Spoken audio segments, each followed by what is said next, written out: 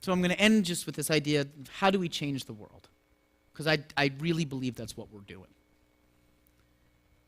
The first is we have to understand right now in this current mindset that the education landscape right now, for lack of a better word, stinks. It's an ugly, unfun time to be in a school. We have to understand no one is riding in on our white horse to save us.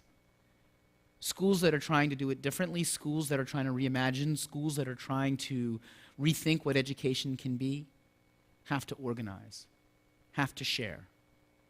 You have a unique role as school planners to help us put those networks together, to be the connective tissue that we need so that schools aren't as isolated as they currently are, and so that good ideas and great ideas and new ideas and innovative ideas can spread. I think we have to be incredibly humbled by this task. And I think we have to be incredibly skeptical of those who are not. I am incredibly concerned by what I feel and hear in the hubris of many of those who are new to education and think that they've got it all figured out. And I think maybe it's time to understand that this job is hard. We try to educate a nation. I think I'm good at my job, but I am reminded every day of all the ways that I have failed children and all of the ways that I am not good enough for them. We have to be humbled by this task. We have to understand that the work is hard, the work is long. It is never a straight line and a bright line of progress. There will be dips and starts and fits and starts along the road, but that it is worth it. And that that the minute we say to ourselves, we have all the answers, it's time to get out of the game. We have to understand that ideas have to live in practice. Any of these ideas, anything that you build, any good idea you have, build systems and structures so that the people can walk it easily. The school design, school facility landscape is littered with great ideas that didn't build systems and structures and schools that regressed to the mean. The open classrooms of the 70s, when we didn't build smart pathways for people to make those spaces unique, they just hired builders. They didn't even hire architects. They just hired builders to come in and put up walls. Desks in rows and textbooks on the classroom has survived for as long as it has because it's an easy pathway to follow. And no one ever got in trouble for it. Ideas must live in practice. These great ideas, the vision, the innovation that you guys talk about today, you must then say, how will a teacher and a student and a parent walk that walk together? I think that we as leaders have to be transparent and open. One of the designs that Christian and I came up with that is still one of the most fun things about our school is there's no gatekeeper to my office. In fact, more people walk through my office to get to the main office than actually use the front door of the main office. And every SLA kid knows this move, which is the, oh, he's talking to somebody. Okay, goes use the other door. Open your doors. Be honest and open. I think we also have to understand something. Right now, if you listen to the landscape, if you listen to this dialogue, it's schools were built for adults, not kids. We need to build schools for kids, not adults. What an incredible false dichotomy. We need to build schools that are healthy places for all people. And we need to build the structures that allow everyone to learn. Whatever you want for kids, you must want for teachers. People say, how do you do professional development at SLA? I said, oh, that's easy. Inquiry, research, collaboration, presentation, and reflection. If that's the iterative process that we want the kids to learn, don't we have to learn that way? If I want my teachers to care about kids, I have to care about my teacher. And care for kids, I have to care for my teachers. That's my job. We have to understand that. We also have to understand in the language of schools these days that we have a choice. You can control or you can support.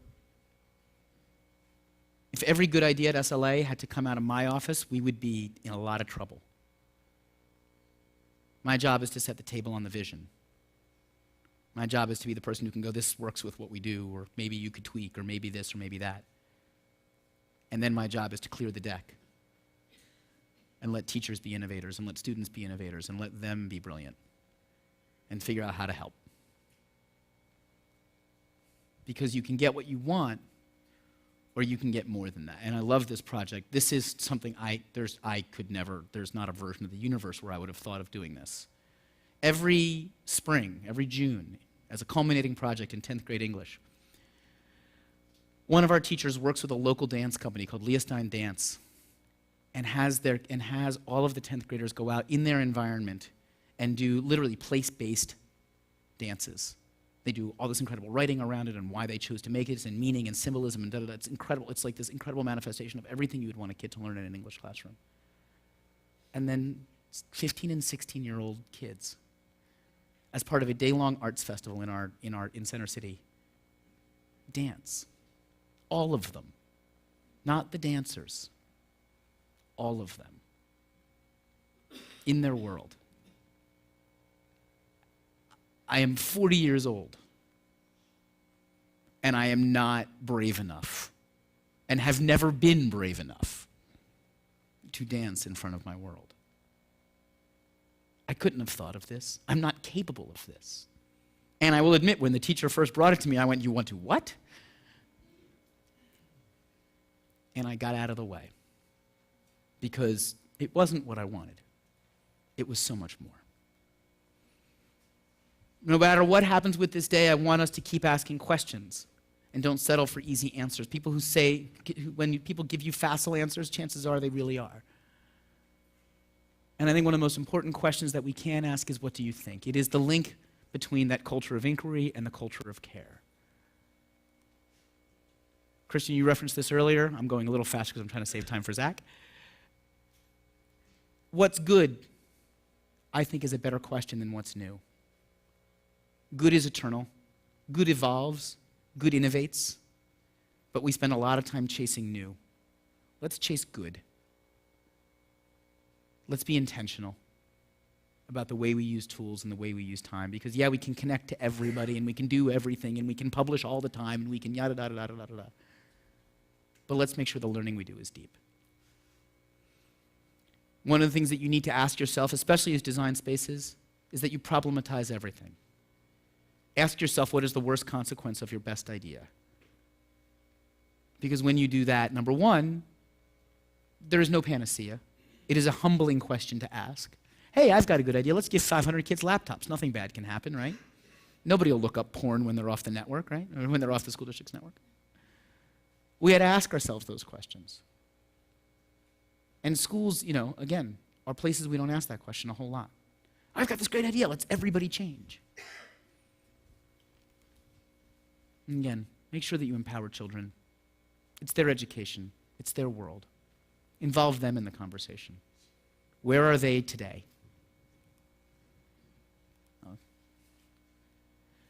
I want to talk about this idea very quickly. We say in the language of education all the time, schools must be transformative for kids, schools must be transformative for kids. And we hear so little about the idea that schools are transformative for teachers. It is the ultimate act of hubris to think that you could change a child's life without being changed yourself. My goal every day is to try to be Mr. Lehman. I am not that good a person. I am better for the effort. And in the end, and Christian, you stole my line, but we have to understand that what all of this builds to, what we are trying to do in this age where kids have more access to information at their fingertips than we have in our heads, is what we teach them. More important than anything else is wisdom. Thank you very much.